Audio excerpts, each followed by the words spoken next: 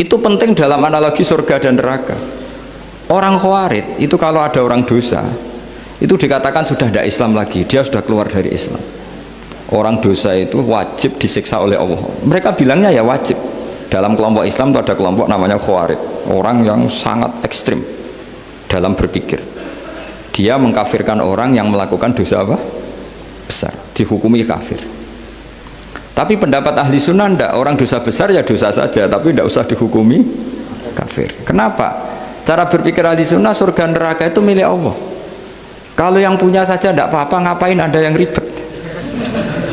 Yang punya surga neraka itu Tuhan, dan Tuhan memanggil-manggil orang yang salah itu disuruh tobat. Anibu ila rabbikum, wahai hambaku yang berlebihan, yang masih dosa, ayo kembali ke saya. Kapan saja kembali ke saya tak terima. Sehingga dalam mazhab ahli sunnah, otoritas khitab, otoritas kepemilikan yang berhak ya yang punya, orang lain itu nomor 2. Sehingga tadi kalau Anda bawa kayak motor saya dan Anda teman akrab saya, tidak pamit saya, kalau saya bilang itu nggak apa-apa ya nggak apa-apa, kalau saya bilang apa-apa ya apa-apa, nggak penting orang lain. Sehingga ini wilayah yang agak sensitif, tapi ini ilmu, mau tidak mau kita harus dengar. Sehingga di fikih ada bab ulima ridhohu. Misalnya ada orang makan gedang goreng di warung terus ditangkap Pak polisi, wah ini pencurian, mesti bakulnya nggak terima. Enggak pencurian, memang tak jual. Nah, yang kasus begini, ini yang kasus, ini mungkin kasusnya anak-anak yang masih kos atau masih mahasiswa. Warung kantin dijaga ibu-ibu, ada anak makan lahap, dikira belinya cash. Setelah dimakan ternyata akadnya utang. Nah, itu pertanyaannya itu halal apa enggak? Karena asumsi baiknya monggo-monggo, karena apa, sudah mengkhayal nanti ada sekian uang cash didapatkan, ternyata nyatet atau hutang. Nah kalau ngomong di depan, Bu saya mau makan di sini hutang, kira-kira enggak boleh. Wah itu ada sekian PR, makanya saya sering muji orang-orang yang enggak alim. Enak-enak orang tuh orang enggak alim karena enggak kesulitan seperti ini. Kita sebagai peneliti fikih itu sering kesulitan. Nah sama Anda misalnya naik Grab atau naik taksi atau apa, ketika Anda naik itu posisinya enggak sap apa pinjem, dikatakan akad sewa belum bayar, dikatakan pinjem nanti harus bayar. Jadi ada sekian masail fikih yang jadi perdebatan. Nah, apapun itu nanti kata finalnya itu dia yang punya, yaitu supir taksinya atau baeknya, penjaga warung tadi.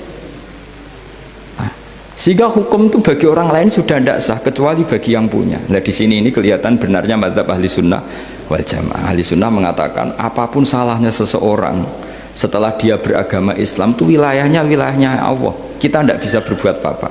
Makanya ada ayat laisalaka minal amri syai'un aw yatuba alaihim aw yu'adzibah. Muhammad meskipun kamu kekasih saya, kamu tidak punya otoritas menentukan si A dimaafkan, si A disiksa. Otoritas itu hanya bagi saya, kata Allah. Sehingga banyak orang yang Nabi kurang srek karena membunuh pamannya Hamzah malah dikasih tobat sama Allah, namanya Wahsy. Wahsy itu orang yang Nabi gak suka karena pernah membunuh Sayyid Hamzah di perang Uhud, tapi sama Allah marah dikasih tobat. Salabah yang sering ibadah di masjid, sering iktikaf, saking seringnya ibadah itu sampai digelari hamamatul masjid, merpatinya masjid. Tapi na'udzubillah beliau malah berakhir dengan su'ul khatimah. Kita tidak pernah tahu. Kenapa begitu? Karena begini, wilayah yang absolut itu hanya milik Allah Subhanahu wa Ta'ala. Sehingga Nabi kalau ketemu Wahsy ya bilang, iman kamu sudah saya terima, Islam kamu sudah saya terima, tapi saya ini manusia, tolong sembunyikan wajahmu dari saya, karena kalau saya ingat kamu itu mangkel, karena ingat kamu pernah membunuh Hamzah. Tapi saya sebagai Nabi harus nerima iman kamu, karena Nabi itu gak boleh dendam. Tapi kalau mangkal-mangkal sedikit kayaknya agak boleh mungkin ya, mungkin itu ya. Tapi profesional, Nabi sebagai manusia nggak berkenan melihat Wahsy, tapi sebagai Nabi legowo terhadap imannya Wahsy. Tapi Allah sendiri yang ngendikan laisa laka minal amri syai'un aw yatuba. Coba orang munafik, kayak apa salahnya orang munafik? Tapi ketika Allah ngendikan tentang orang munafik gimana? Wa yu'adzibal munafiqina in sa'a aw yatuba. Allah bisa saja menyiksa orang munafik insya'a kalau berkehendak au ya tuba, atau Allah mengasih tobat. Nah karena pendapat ahli sunnah itu lebih lebih valid sesuai ayat-ayat Quran, maka yang diikuti mayoritas di dunia adalah mazhab ahli sunnah wal jamaah.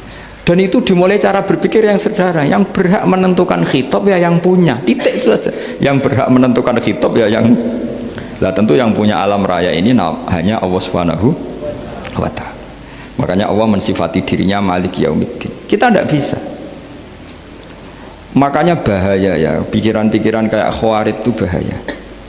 Sampai nggak usah tanya saya. Lalu Khawarij kalau di era modern siapa Gus? Anda provokator kalau tanya gitu. Ya itu tidak boleh provokator. Pokoknya pikiran itu salah karena membatasi otoritas Allah Subhanahu wa ta'ala. Allah itu paling tersinggung kalau sifatnya dipakai, dicatut. Di Sahih Muslim itu ada riwayat, di hadis Muslim termasuk hadis Sahih itu Bukhari dan Muslim, itu ada seorang soleh sujud. Pas sujud dia diinjek orang preman, kira-kira seperti itu kalau sama diinjek. Terus si yang sujud tadi bilang gini, wawahi, ada kata wawahi, wawahi la yaghfiru wahu laka, demi Allah, Allah tidak akan maafkan kamu. Saat itu juga Allah ngasih wahyu kepada Nabi di zaman itu, bilang ke yang sujud, pahala sujud tak cabut, dia tidak punya pahala, dan yang menginjek dosanya tak ampuni. Terus Nabinya tanya, kenapa ya Allah? Saya tersinggung, kata Allah, hanya disetatuskan nggak bisa memaafkan. Padahal wa anal ghafir wa anal akhid bidzunub, saya adalah zat yang bisa maafkan, bisa nyiksa. Kenapa status saya tinggal satu? Allah kan bisa kan, walillahi mulkus samawati wal ardh yaghfiru liman yasha wa yu'adzibu man yasha. Tapi si yang sujud tadi menstatuskan Allah hanya satu, yaitu yu'adzib, menyik. Itu kata Allah, kok enak, saya ini Tuhan, bisa menyiksa, bisa mengampuni, kenapa status saya jadi satu? Kamu kan mesti gak terima. Status kamu dihilangkan satu, terima gak kamu? Gak terima. Sebagai suami kamu tetap punya dua status, bisa meneruskan nikah, bisa menceraikan. Coba status kamu tak ambil satu, nggak boleh menceraikan. Istri kamu gendut, walek, cerewet. Wah, posengnya bukan main itu. Sama mbak-mbak juga sama. Sebagai istri harus nurut sama suami gini-gini, tapi juga punya hak rafa, hak mengajukan gugatan cerai jika suaminya tidak jelas. Mau nggak dicabut status hak rafa? Nggak mau. Kalau punya suami walek, jelek, senang goda perempuan lain, itu kan. Nah, Allah itu punya status bisa memaafkan, juga punya status bisa menyiksa. Terus orang-orang yang sok soleh dengan tanda kutip itu kadang-kadang inginnya Allah tuh nyiksa terus sama musuhnya. Kalau sama dia memaafkan terus. Terus corong Jawa kan, aku mbahmu tapi kan gitu kira-kira. Kok enak gitu. Nah, jadi ya sudah seperti itu. Lagi-lagi kata kuncinya apa? Beri otoritas itu hanya kepada Allah Subhanahu wa ta'ala, karena dia adalah pemilik otoritas sejati. Sehingga zaman Nabi siapa saja itu ya mungkin orang kayak apa dulu, Khalid bin Walid, perang Uhud kalah, itu panglimanya orang kafir zaman itu siapa? Khalid bin Walid.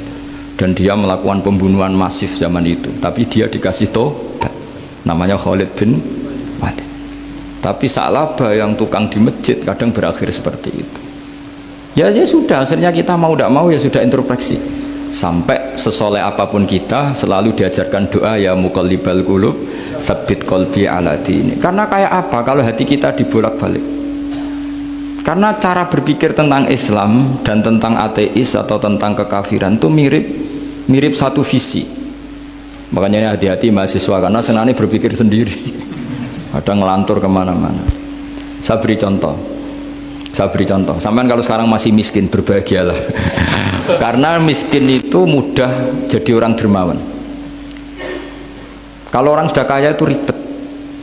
Coba misalnya sampean jadi santri saya, tak contohkan. Biasanya santri kalau sama kiainya akan loyal. Kamu miskin punya ayam 2, tak minta 1 boleh enggak? Boleh, padahal itu 50%. Ya, terus punya uang 100.000, tak minta 50.000, kira-kira boleh enggak? Boleh, padahal itu 50%. Tapi kalau kamu kaya, punya uang 1 miliar, tak minta 500 juta, boleh enggak kira-kira? Padahal itu berapa? 50%. Gampang mana dermanya orang kaya sama orang miskin untuk mengamal 50%? Itu mahasiswa yang masih miskin-miskin, uangnya hanya 100.000, traktir temannya habis nggak masalah. Padahal itu berarti 100%.